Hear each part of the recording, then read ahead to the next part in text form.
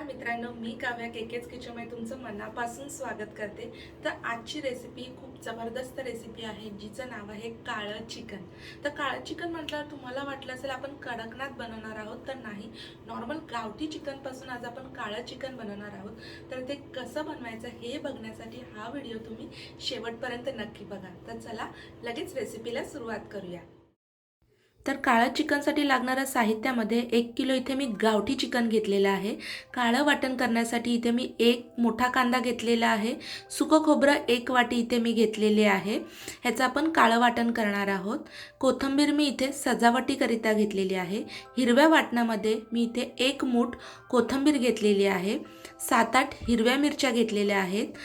7-8 मी लसूण घेतलेले आहे आणि 7-8 अद्रक घेतलेला आहे। 3 चमचे मी इथे दही घेतलेला आहे। एक छोटा कांदा मी बारीक कापून घेतलेला आहे। चवीनुसार मीठ, हाफ टेबलस्पून हळद, 1 टेबलस्पून गरम मसाला, 1 टेबलस्पून लाल तिखट। इथे खडे मसाले घेतलेले आहेत मी। खडे मसाल्यांमध्ये 2 ते 3 तमालपत्र, जावित्री, 1 दालचिनीचा तुकडा, चक्रीफूल, 4 ते 5 लवंग, 1 वेलची, मोठी वेलची। तर चला रेसिपीला सुरुवात करूया। तर सर्वप्रथम आपण मॅरिनेशनला सुरुवात करूया। तर जे हिरव्या वाटणाचं साहित्य होतं ते मी मिक्सरला बारीक त्याची पेस्ट करून घेतलेली, आता ते मी चिकनमध्ये ॲड करते आणि ह्या हिरव्या वाटणाने आपल्या चिकनला एक अप्रतिम टेस्ट येते। दहीसुद्धा एक 2 ते 3 चमचे जे दही घेतलेलं ते सुद्धा आता आपण ॲड करून घेणार आहोत। चवीनुसार इथे आपण मीठसुद्धा ॲड करायचं आहे।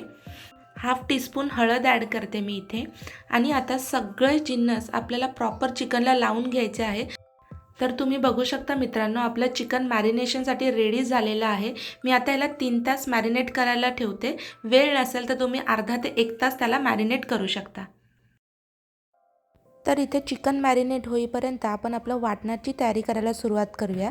तर इथे मी एका जाळीवर कांदा ठेवलेला आहे। हा कांदा आपल्याला प्रॉपर काळा होईपर्यंत भाजून घ्यायचा आहे। तर मी याचे 4 भाग केलेले आहे, म्हणजे तो आतून सुद्धा व्यवस्थित असा भाजून निघेल। तर तुम्ही इथे बघू शकता आपला कांदा आता काळा होत चाललेला आहे। जसा तो काळा होतो तसं आपण त्याला पलटी मारत राहायचं आहे, म्हणजे पूर्ण प्रत्येक पाती ह्या काळ्या होतील आणि व्यवस्थित आपलं वाटण रेडी होईल। तर इथे तुम्ही बघू शकता आपला कांदा काळासर असा करपलेला आहे। तर जो भाग करपलेला आहे तो मी प्लेटमध्ये काढून घेते आणि जिथे अजूनसुद्धा व्यवस्थित आपला कांदा अजून करपायला हवा तर तो मी पुन्हा एकदा गॅसवर ठेवते, म्हणजे आपलं वाटण त्याला चांगला एक कलरसुद्धा येईल आणि चांगले चुलीसारखी टेस्टसुद्धा येईल। तर तुम्ही इथे बघू शकता आपला कांदा प्रॉपर असा भाजला गेलेला आहे आणि जो कलर आपल्याला हवा होता तो तिथे आलेला आहे। आता आपण असंच खोबरंसुद्धा भाजून घेऊया। तर मी आता गॅसवर खोबरं ठेवलेलं आहे। खोबरं भाजायला वेळ लागत नाही।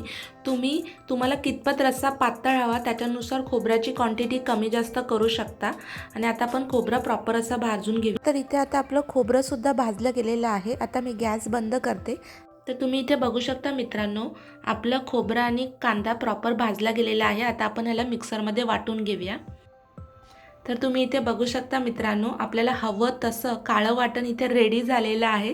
तर इथे पॅनमध्ये मी तेल गरम करून घेतलेलं आहे। आता ह्याच्यामध्ये मी कांदा ॲड करते आणि कांदा तेलामध्ये चांगला असा आपल्याला लालसर परतवून घ्यायचा आहे। इथे आता मी खडे मसालेसुद्धा ॲड करते आणि ते सुद्धा आपण तेलामध्ये प्रॉपर भाजून घ्यायचे आहेत।